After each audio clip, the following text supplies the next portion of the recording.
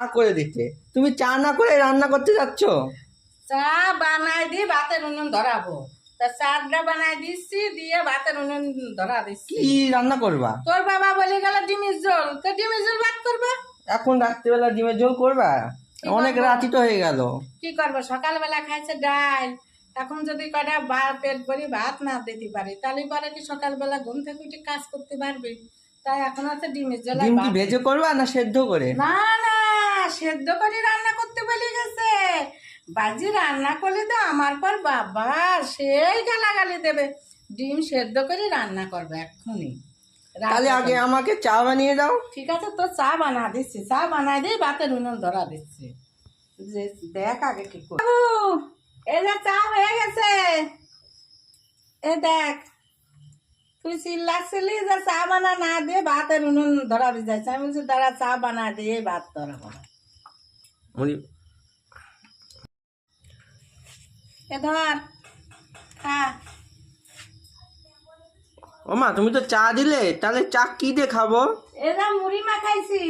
এবার যদি এ দেখ, তোর মামা এই মুড়ি দিয়ে গেছে চা মুড়ি খাওয়ার জন্য। তা তুই যদি এই মুড়ি দিয়ে খাস খা, এটা মুড়ি মাখাইছি এটা দিয়ে খা, নাহলে ঘরে বিস্কুট আছে, দুইখান বিস্কুট নিয়ে আসি খা। আমি ভাতের উনুনটা ধরা দিয়ে নে। তো আচ্ছা যাও। নে মুড়ি দিয়ে খা, নাহলে ঘরে বিস্কুট। অনেক রাত হয়ে গেছে, ভাতের উনুনের আড়ি চাপা দি। ভাতটা তো চাপাই দেখি।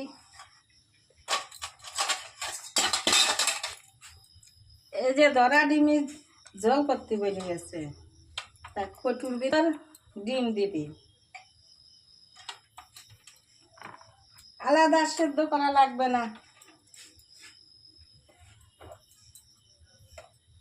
একটু লবণ দিয়ে দিই, সেদ্ধটা ভালো হবে।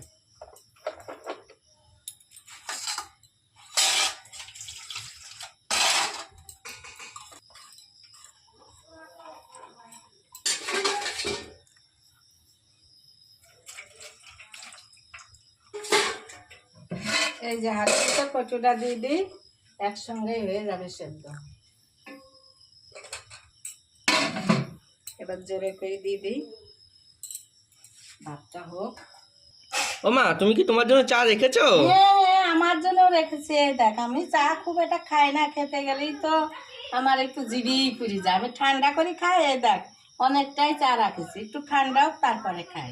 আমি গরম বেশি খেতে পারি না, একটু গরম। এই যে আলু কাটতে বসে গেছি আমি। ও মা, শুধু কি আলুই দিবা? না না, এই যে ডিমের জলে একটু পেঁপেও দেবো, কারণ খালি আলু খেতে আর ভালো লাগে না, একটু পেঁপে দিয়ে দেবো, আলু আর পেঁপে। এই যে আমার ডিম সেদ্ধ হয়ে গেছে, আমি ডিম কটা চুলি নেই।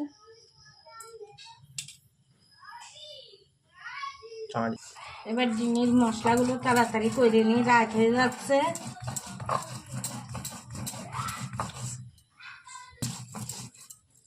অল্প ডিম তো, তাই একবারকার খাওয়ার মশলাটা আমি পাটাই বেটে নিই। পাটাই মশলা করলে পরে মশলাটা সুন্দর হয়, মুলাম হয়।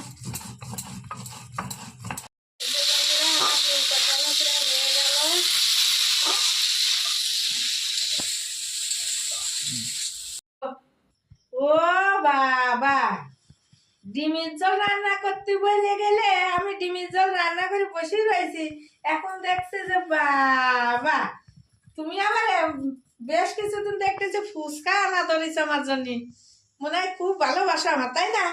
বাবা, আমি আবার ফুচকা খেতেও ভালোবাসি। দেখি আর কি, ও টক জল তো অনেকটাই দিয়েছে। বাহ বাহ, ভালোই তো পারো। এই যে আমার ডিমের ঝোল হয়ে গেছে, এখন রাত হয়ে গেছে, খেতে বসবো সবাই। ওই যে ফুচকা খেতে বসে যাবো এক্ষুনি। দেখি ফুচকাটা খেয়ে দেখি কেমন হয়েছে।